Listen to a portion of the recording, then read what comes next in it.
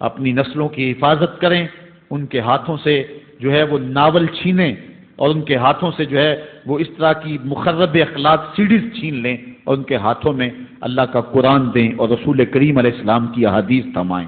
اور ان کو راہ حق کا مسافر بنائیں۔ یہ ذمہ داری ہے والدین کی۔ کل قیامت کے دن ایک عورت 4 مردوں کو جہنم میں لے جائے گی۔ عرض کیا گیا وہ کیسے؟ فرمایا ایک عورت کو حکم ہوگا جہنم کا تو وہ عرض کرے گی مالک میرے باپ کو بلایا جائے، باپ کو بلایا جائے گا، یا اللہ یہ میرا باپ ہے، میں اس کی بیٹی، میری تربیت کا جوہر اس کے ہاتھ میں تھا، آج جن بدکاریوں اور گناہوں کے سبب جہنم میں جا رہی ہوں اس کا ذمہ دار یہ ہے۔ وہ باپ جس نے اپنے بیٹی کو سب کچھ دیا، اپنی اولاد کی تعلیم کے لیے اپنے پلاٹ بیچ دیے، جائیدادیں فروخت کر دی، نہیں دیا تو دین نہیں دیا، کل قیامت کے دن وہ اللہ کے حضور کیا جواب دے گا؟ ارشاد ہوگا اسے بھی پکڑو، اس کے باپ کو بھی پکڑو، جہنم میں لے جاؤ۔ عرض کرے گی نہیں مالک میرے بھائی کو بلایا جائے،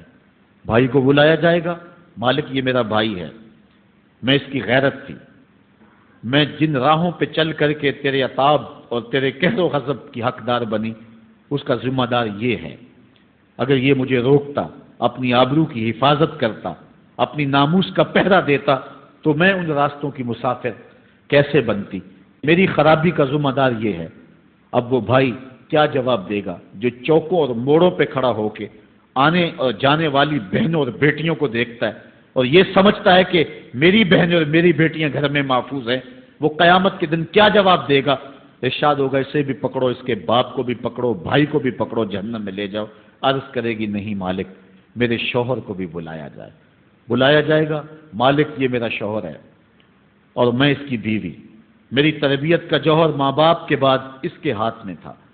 اور اس کے پاس طلاق کی دھمکی ایسی چیز تھی، مجھے جو چاہتا منواتا اور جس انداز میں ڈھالنا چاہتا مجھے ڈھال لیتا، لیکن اس نے مجھے کبھی راہ حق کی طرف نہیں بلایا تھا۔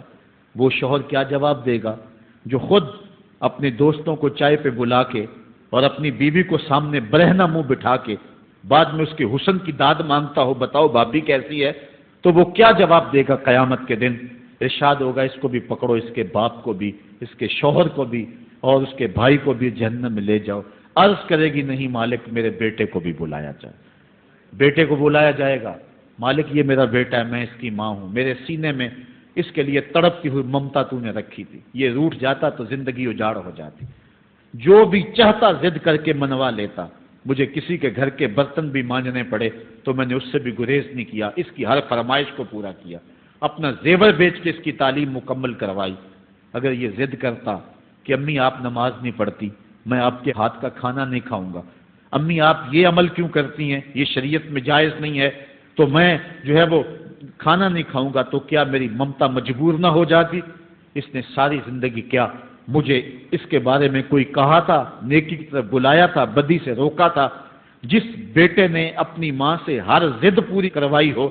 تو اس نے صرف دین کے بارے میں کوئی ضد نہیں کی ہے، تو وہ کل قیامت کے دن کیا جواب ہوگا؟ ارشاد ہوگا اسے بھی پکڑو، اس کے باپ کو بھی پکڑو، اس کے خامند کو بھی پکڑو، بھائی کو بھی پکڑو، بیٹے کو بھی پکڑو، اور 5 کو گھسیٹ کے جہنم میں لے جاؤ۔ فرمایا ایک عورت 4 مردوں کو قیامت کے دن جہنم میں لے جائے گی۔ اس لیے میں اور آپ آج دیکھ لیں کہ ہمارا آخرت کا معاملہ کیا ہونے والا ہے اور ہم نے اس دنیا کے اندر کس طرح اپنی حفاظت کرنی